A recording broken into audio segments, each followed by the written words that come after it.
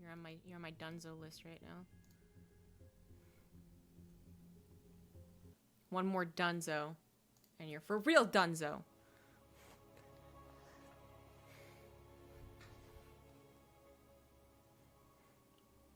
Alright, well, despite what the bracket says, guys, we are going into HellraiseR versus HeRoMaRinE. Really getting frustrated with the admin quality the past 2 weeks. In the top right of this best of 5, actually. As it is the new normal of the semifinals of all these cups are best of 5s, alongside the finals being a best of 5 too. As they now award money. Money, money, money. In the top right, as the blue Terran, he is HeRoMaRinE. And in the bottom left, showing he's very good at PvP, but what about his PvT? It is HellraiseR.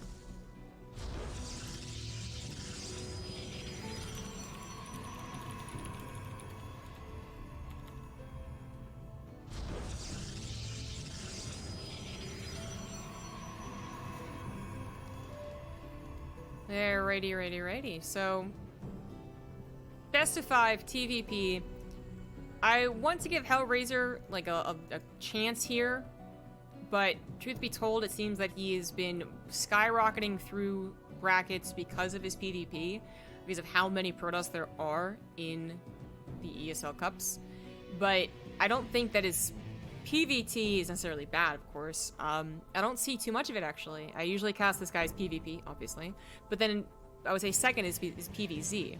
His PvT is kind of like last on the list as far as I know it. I'm not really familiar with it.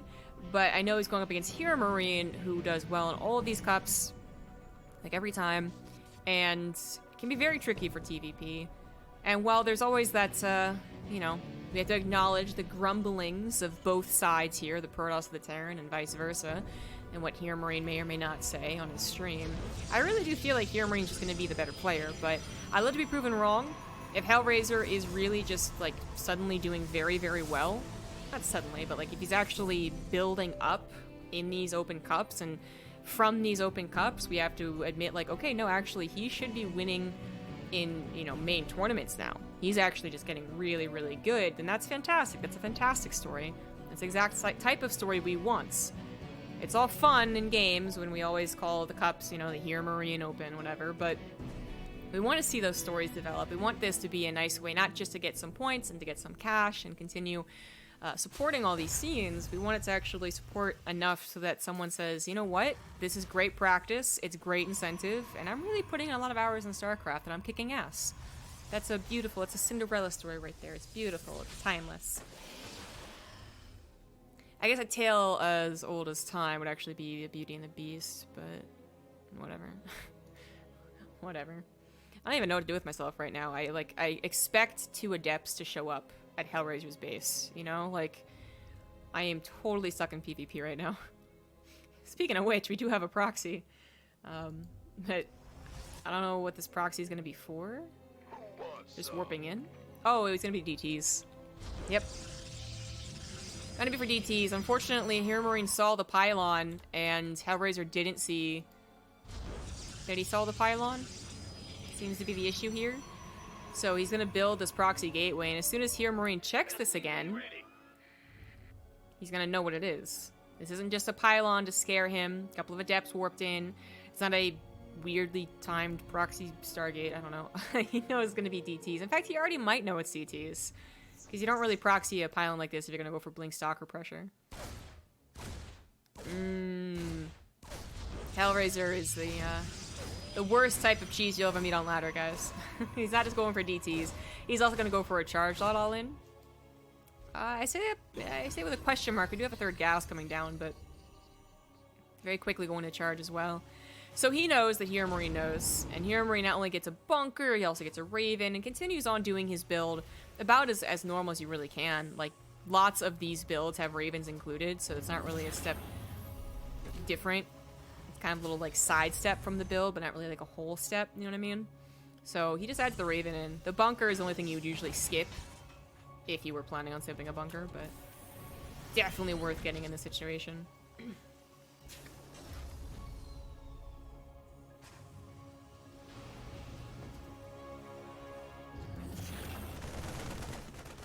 finds the DTs and goes, no. Bad DTs. Bad. I won't take any damage from that.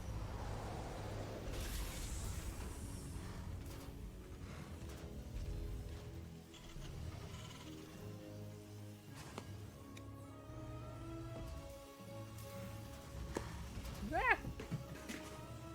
No one heard that. Don't worry about it. I didn't drop anything. So, I said HeRoMaRinE is going to go for a follow-up attack. It seems like he's still planning on doing that, but... See, what happens is that you do the attack, and then you go for a fast third, and the biggest thing that you don't have when you do an attack like this, you don't have upgrades. And you don't have a whole lot of tech. Obviously, DTs can go into Archons, but that's, you know, kind of a flexible way of saying you have technology. So, we have seen attacks that go into a macro game. To not attack at all might actually be the right call here for HellraiseR, but he got the Archons, he warped in one Zealot, and then he was like, you know what? No. I guess I'm not going to do it. I mean, he was getting his gases back here. As I'd said, like, I was already like, is he really going to do it when he grabbed the third gas? But he also grabbed the fourth, so I guess, yeah, just not even going to bother doing it. Don't know what the Zealot was warped in for then, but have it maybe, I don't know. And the Archons, well, they're better than DTs being in your army right now, because obviously the DTs aren't doing much else offensively, so turn them into Archons. So, alright, whether you do the attack or not, what you are on is still less upgrades with less technology. Blink was started pretty quickly here, and it might be getting chronoed. He's chronoing +1. So that may finish with +1. It's going to be close. HeRoMaRinE is spending time to clean up the gateway and the pylon after all, but yeah, even with +1 armor and blink, it's still going to be pretty difficult. HeRoMaRinE didn't really have to interrupt his build, like I've been saying. He has an anti-armor missile that could be really brutal, and he will have his +1, of course, but with a lot more army. HellraiseR, if he, like, just builds non-stop Zealots, just, like, Zealot, and gets a good surround, we've all been in those games, I imagine, too. We've seen games where the mass amount of units can actually still overwhelm the Terran's army. But is that happening here? HellraiseR actually didn't go for mass amount of charge loss. He added on 2 more Archons, a handful of Sentries, and is trying to get the Blink on +1. It's not quite done, though, so he's looking to buy a bit more time. +1 finishes up. Blink is 12 more seconds to go. Raven's gonna look for a beautiful anti-armor missile and might be finding it. It's actually being very reserved about using his Raven. I'm gonna go for auto turrets, actually. I'm surprised by that. Would have sworn he would have gone for an anti-armor missile, but he is the better player here, so auto turrets it is. They do have a very high threat priority, and they do some decent damage, but they don't have much life. Oh my god, the Woodamine shots from the Zealots is pretty good. The third Woodamine off to the side isn't going to get the shot off to actually kill all of these Zealots, and it looks like HellraiseR is going to hold. Albeit temporarily, we have more reinforcements coming through here. A couple more Woodamines could really change the pacing of this fight.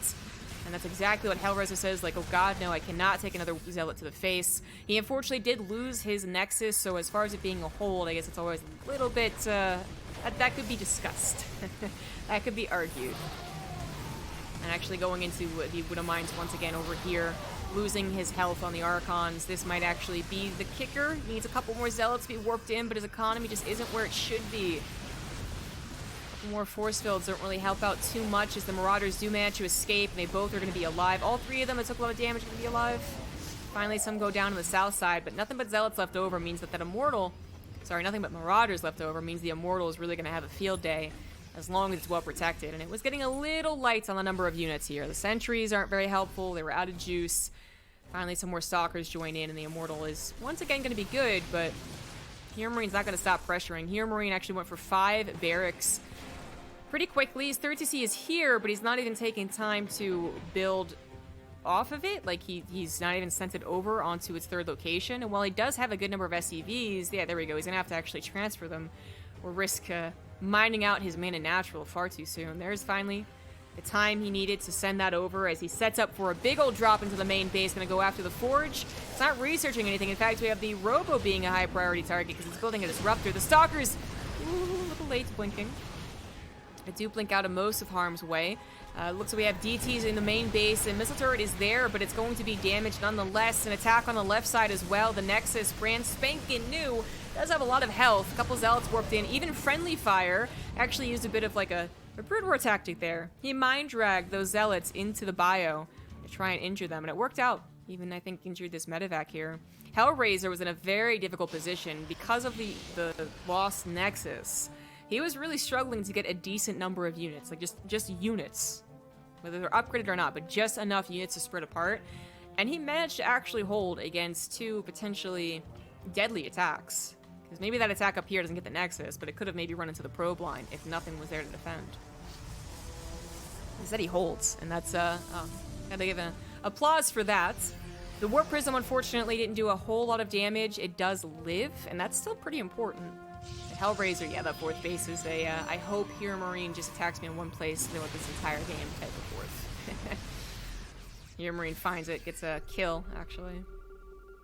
And HellraiseR is kind of just down to hoping for one amazing disruptor shot. Another drop into the main base. This time HellraiseR is really not prepared, and the Robo is going to go down alongside the Forge. The disruptor pops out. It's a good split. Gets 2 Marauders.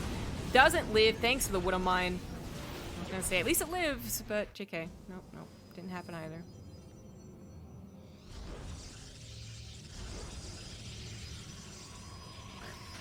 I do like this location of the 4th Nexus a bit better. This one definitely felt like I hope HeRoMaRinE only attacks me on the left side. You know, like kind of like a sneaky 4th base. This one feels like one that's, if it falls, your 3rd base falls to me in the game, you know, definitely. But you are going to have your army here to defend. At least try to defend. HellraiseR in quite a lot of gas, just doesn't have access to Templar Archives. All of his Archons have come off the slightly more mineral expensive DTs. It's really unfortunate. The Doom Drop is going to successfully unload, so the Stalkers really can't help out that much. HellraiseR does a big old recall on basically all of his Zealots. He knows that there's going to be another attack on this side and only left his Disruptors, which means that HeRoMaRinE just kind of splits a little bit and is going to be able to take out both Disruptors. HellraiseR might have pushed this entire army back, but a lot of it escaped, including all those medevacs, and this has now been completely held on Liberators alone. But Widow Mines and Liberators can hold any position. Right? Almost. He does break through, but quite a lot of units have gone down in the process. And also the main base going to be taken down once again. GG. HeRoMaRinE not going to just send his entire army face first into a choke with Disruptors guarding. Just split his army.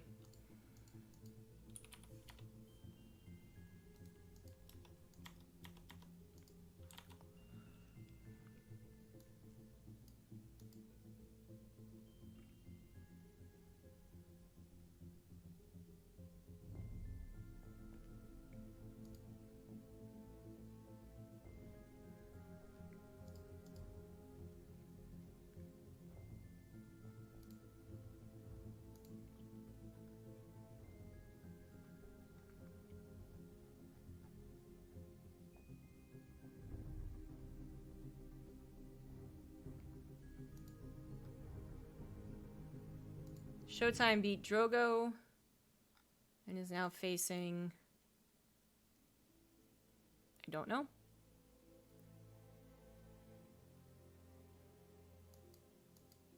Bracket's not been updated.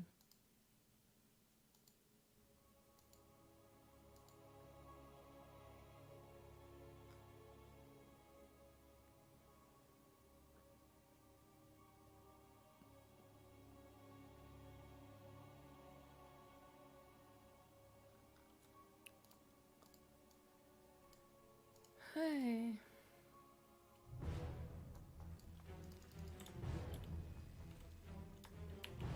Game number 2 on Eternal Empire. In the top right, we have the blue Terran HeRoMaRinE. And in the bottom left is the red Protoss. He is HellraiseR.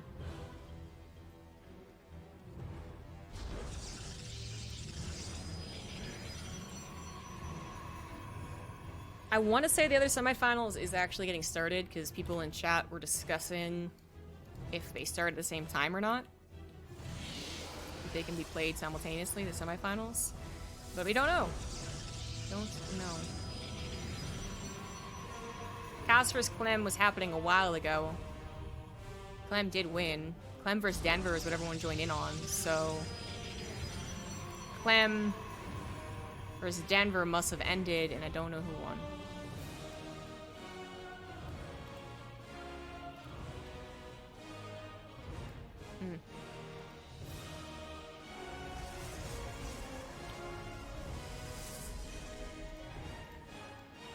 What's anti-disruptor?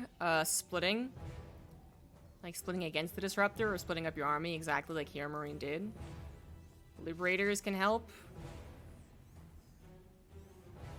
Concave, surrounds.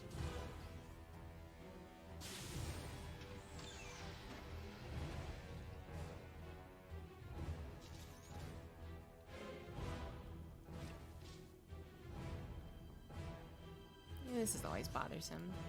You go, little Protoss probe, you go.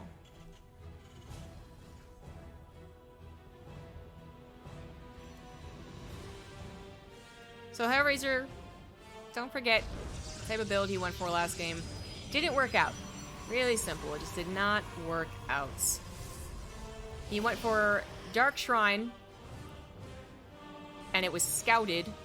It itself wasn't scouted necessarily, but it was scouted. It was even pushed back immediately. No, like, aha, at least I got 2 SCVs. Like, nope, pushed back immediately. And while he did probably do the right thing, right? He didn't go for the all-in. It probably would not have worked. Going for the macro game is always going to be difficult to do. Without those upgrades, Zealots are a little flimsy. And he had a couple of engagements just before +1 was done. With the Raven being that Spellcaster edition, is going to be difficult to deal with. Again, no surprise without its turrets, but I guess whatever worked. And he was always going to have a troubling time. It was going to be difficult to get both tech up as well as a good army supply up. You can kind of do both if you're both on equal footing, kind of the same as what HeRoMaRinE would do, but not if you started off by going for a technology that really isn't preferable. DTs and DT Archons are not preferable. They are more mineral heavy than they are gas heavy, so they don't really go in combo with the Zealots as much as High Templars do. And at the very least, you could say High Templars go into Storm, even though it's not super popular to do. DTs obviously don't do that. So, it was going to be tough. I really do want to say that he did a great job for the situation he was in, though. I think Disruptors are probably the only thing that's really going to work. Maybe Colossus actually would have been better. Weirdly enough, Disruptors are a bit more of a Hail Mary unit, so you kind of are like, yeah, if you're screwed, go for Disruptors, but actually maybe Colossus would have been better? I don't know. Point is, he could not have split up his army very well. So, whether it's Colossus or Disruptors, both of those units need to be protected, and HeRoMaRinE was just going to continue like hammering him with just sheer unit numbers. So, I still think HellraiseR did pretty well for the situation he put himself in, for the choices he made, and the repercussions he had to deal with. That was still pretty good. So, color me impressed. I was unsure about HellraiseR's PvT, but it seems to be doing okay. He is going to go for some aggression here. 3 gateways and a warp prism can be sometimes cause some embarrassing accidents. Like, you don't have a bunker, suddenly this wins. Oh, you're so embarrassed as a Terran player. But here, HeRoMaRinE also doing something a bit different. Marine drop with Hellions. Marine's going to go after the pylon. Hellions going to go into the main base. And, well, HellraiseR's army is actually on the other side of the map. So how does this work out? The bunkers and the naturals, the SCVs could pull safely there, but the production would then be camped. It's not a lot of units, but it's just enough. But here, we also have enough units on HellraiseR's own base to do a ton of damage. The probes could start going down to the 3 Hellions, easy peasy. And in fact, I think they should. There we go. Now targeting on top of those probes. Things are getting very chaotic as 14 SCVs have gone down. They have been pulled into the Stalkers with the help of a handful of Marines to finally take care of them. Stalkers over here have finally been warped in enough numbers to start taking care of these units. But 2 Stalkers very, very low, even being taken out by Hellions. Those Stalkers are embarrassed. They don't want to die against Hellions. That's the worst way to go. So is it a perfectly even trade? Close. 14 SCVs to 15 probes. Now we can finally answer that question on the pylon show. Like, what's worse, losing probes or SCVs before 5 minutes? Let's take a gander, shall we? Let's actually see what this has done for both of their situations. Oh! Well, now it's HeRoMaRiNE's favor for sure. For sure, Z. HeRoMaRiNE gets the better trade out of everything. Everything's said and done. If HellraiseR had a warp prism to constantly poke and prod and threaten warp-ins on this side of the map, HeRoMaRiNE is just going to be bothered all damn day long. Can definitely be forced to stay inside of his own base, but ooh, okay, in some serious revenge, the medevac went down, because I was going to say, warp prism gone, no more keeping track of HeRoMaRiNE's army, no more harassment on HeRoMaRiNE's side of the map, medevac still here, Medevac could pick up Marines. Medevac could pick up, well, maybe not pick up, but it could go with a push. Well, now the Medevac also dies. So they both have gotten rid of each other's drop potential, harassment potential. HellraiseR actually built another War Prism, though, so it was only temporary. And they both are, again, like, at pretty bad work accounts, but HeRoMaRinE are already up to 42 workers. Definitely getting the better end of this. It's a lot because HellraiseR stopped building probes. He didn't go for a third Nexus. He didn't say, okay, let's just macro this one out. No gases. This is actually even oversaturated with that many probes. And he is going to go for the kill move. HeRoMaRinE might be lulled into a false sense of security because he killed that Warp Prism, but when is the last time he actually scouted his opponent's natural? It's been a while. This was from the Hellion scouting, I think, so it's very, very possible that HellraiseR did get a third Nexus, did go for 2 extra gases, or at least 1 extra gas, and HeRoMaRinE just doesn't know that he didn't. HeRoMaRinE is walking into an army that is slowly building up into an army he cannot tackle, not offensively. He's got to get back into a defensive position. He's got to wait for stim and combat shields, which are just about to finish, and with that, I think he's fine. I think he is totally fine, but I also think that that was very close to being a scary game. It's not. But imagine if his army had no stim, no combat shields, wasn't sieged, and was just enveloped by zealots. Like, that would have been the ultimate anti-timing. Still think HeRoMaRinE would have won, but... would have been the ultimate anti-timing. But HeRoMaRinE evacuated and just waited, and it was easy from there. HellraiseR not doing so hot. Down 0-2. It was a weird game, though. The last one was just weird. So Denver beat Clem. Finally got some confirmation.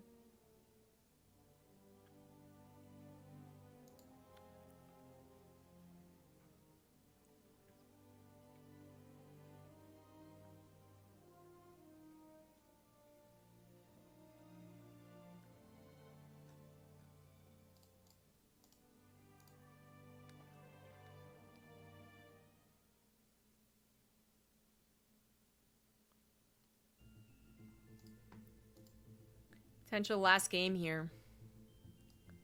HellraiseR's been trying to mix up the build orders, but so has HeRoMaRinE. Both times went into HeRoMaRinE's favor.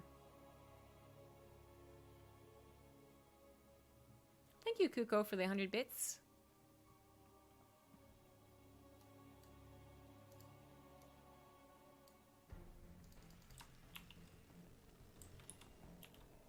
In the top left of a simulacrum, we have the blue Terran HeRoMaRinE.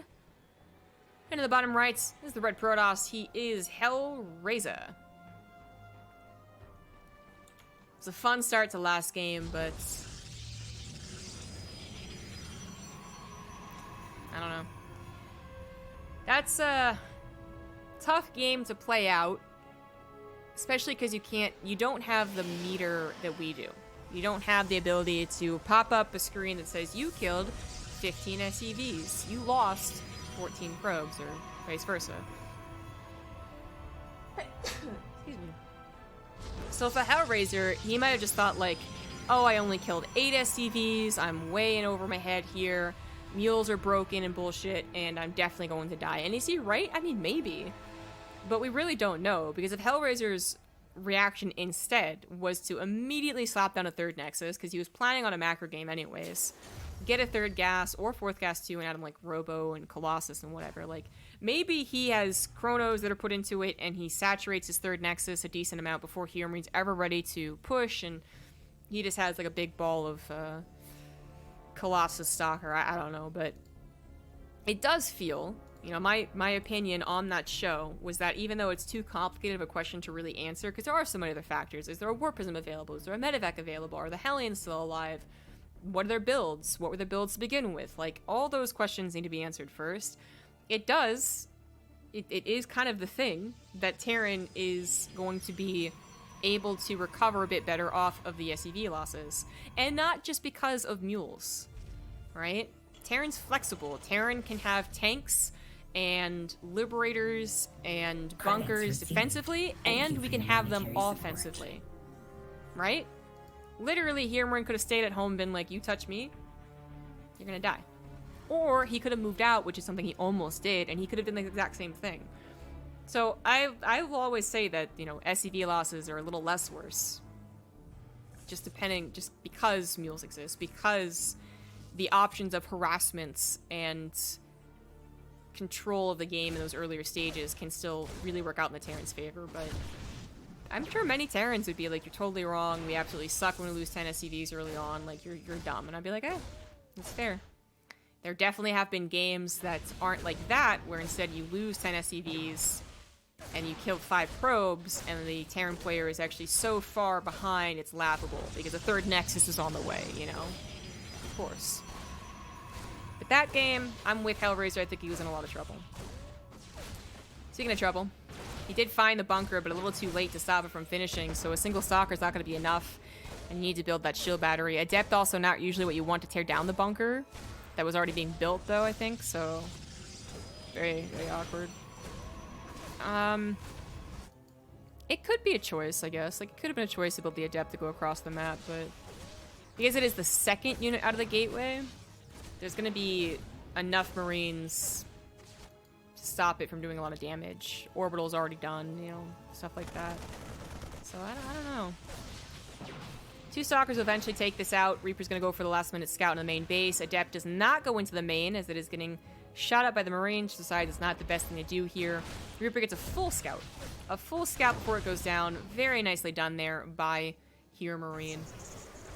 Probably the most successful bunker you can really hope for.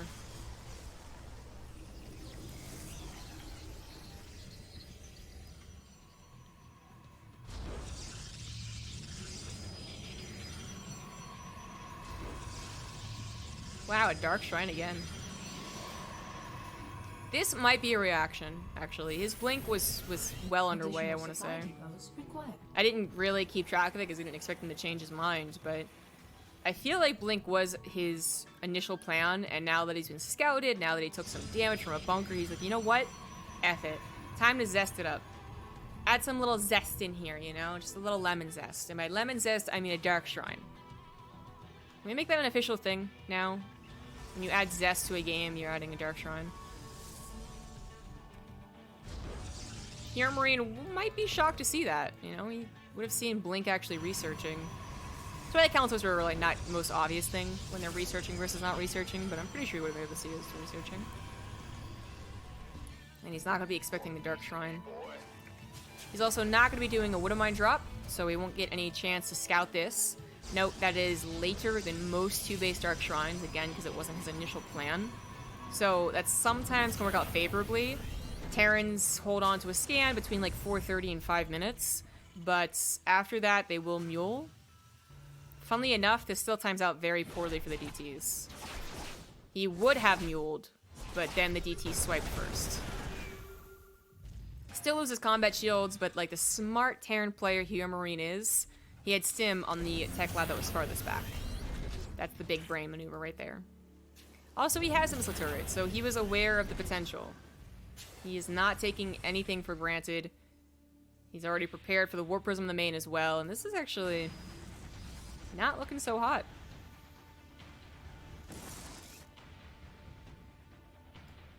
His missile turrets are already done. He's just totally expecting this.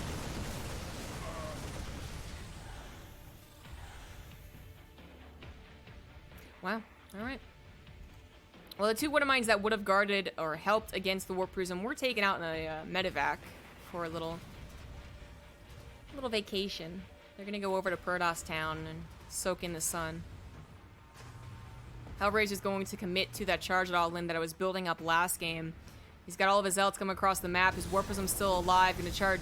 But a lot of charge lots in the main base. A ton of charge lots, but HeRoMaRinE is also already building a wall to help out. The SCVs could hold position to protect the tank a little bit longer. Not going to do that. Unfortunately, the tank will go down. Bunker won't really be used.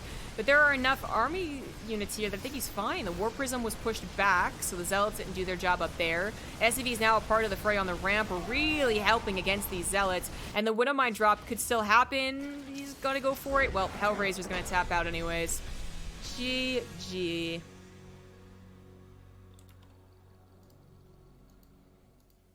HeRoMaRinE with the 3-0 pretty quickly, too. HellraiseR needs to come back again when his PvT is his focus. He got this far because his PvP is really good, but eventually